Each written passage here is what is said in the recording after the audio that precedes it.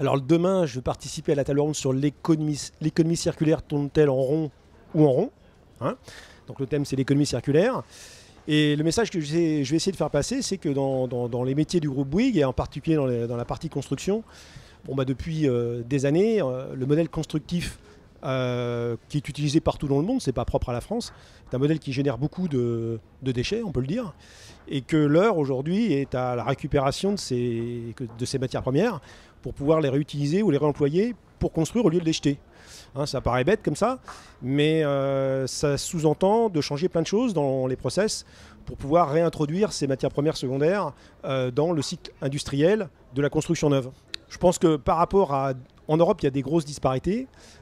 C'est très lié en fait à une différence de réglementation d'un pays européen à l'autre. Sauf que la directive européenne maintenant va s'appliquer à tout le monde. Donc il va y avoir une harmonisation un peu par le haut d'obligation par les entreprises de mieux réemployer et recycler les matières premières.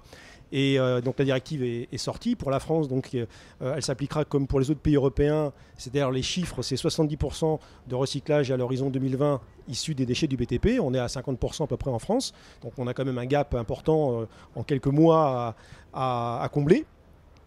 Et à partir de là, il faut qu'on s'y mette, parce que de toute façon c'est une obligation légale, donc autant en faire une opportunité et pas considérer ça comme une contrainte. Mais il n'y a pas de plan B, parce qu'il n'y a pas de planète B. Donc, qui dit économie circulaire, c'est simplement économiser les ressources qui deviennent rares. C'est pas qu'elles sont rares en tant que telles en ce qui concerne le BTP, parce que les cailloux, je pense qu'il y en aura encore quelques-uns sur la planète dans quelques temps. Mais c'est les coûts d'extraction, c'est l'énergie d'extraction, c'est l'ouverture des sites d'extraction qui deviennent compliqués, parce qu'il y a une densification. Personne ne veut derrière chez lui une carrière d'extraction. Donc, je pense que c'est le sens de l'histoire d'aller dans tous les domaines, et pas simplement la construction, vers une économie où les données de sortie des uns deviennent les données d'entrée des autres. C'est du bon sens, et je suis même un peu étonné qu'on attende 2017 pour accélérer sur ce sujet. Écoutez, nous, on veut en faire un axe de différenciation par rapport à nos concurrents en France et à l'international, en disant voilà, nous, oui, on souhaite mettre en place des process industriels qui nous permettent de mieux réutiliser ces matières premières secondaires dans le cycle industriel. Donc pour ça, on change notre modèle constructif. Mais on souhaiterait que nos clients, bien sûr, deviennent plus prescripteurs. Parce qu'en fait, ce n'est pas nous qui décidons tout seuls de faire de l'économie circulaire. S'il n'y a pas de prescription, c'est compliqué. Donc on souhaite que ce soit mieux reconnu par nos clients. Donc on sensibilise nos clients sur ces sujets. Alors heureusement, il y a de plus en plus de clients aujourd'hui qui sont sensibilisés à ces questions et qui deviennent prescripteurs. Donc nous, on essaye d'y apporter des bonnes réponses. Alors, je vous donne un exemple parce que sinon c'est assez abstrait. On travaille au sein du groupe sur le concept du bâtiment banque de matériaux. Alors c'est quoi un bâtiment banque de matériaux?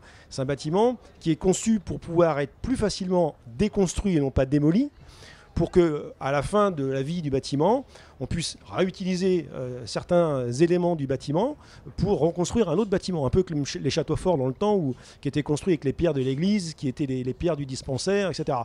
Bon, ce bon sens-là, ça fait longtemps qu'on l'a perdu.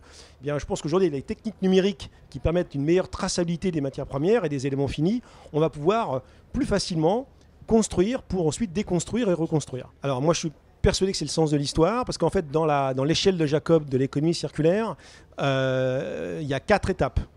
L'étape la plus vertueuse, c'est le réemploi. C'est-à-dire que quand on déconstruit, on réutilise des éléments pour reconstruire sans abîmer l'élément que l'on a déconstruit. Donc on le reconfigure en fait et on le réinstalle.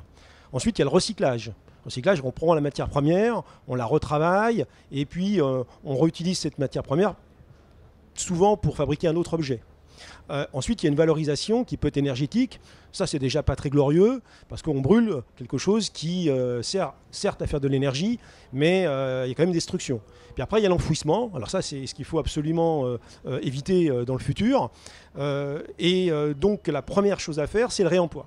Donc, travailler avec des architectes en disant, voilà, bon, il y a souvent, la plupart du temps, dans les vieux bâtiments, des éléments qui peuvent être démontés proprement, et ensuite reconfigurer de manière à être réutilisés, réinstallés dans un bâtiment neuf ou rénové.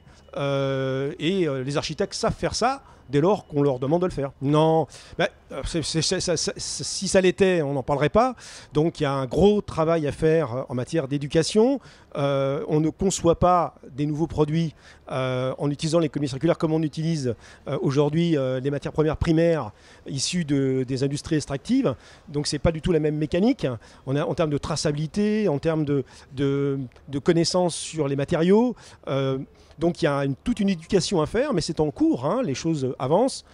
C'est clair qu'il faut maintenant notablement accélérer et on peut penser que cette réglementation, cette directive européenne nous permettent d'aller dans le bon sens.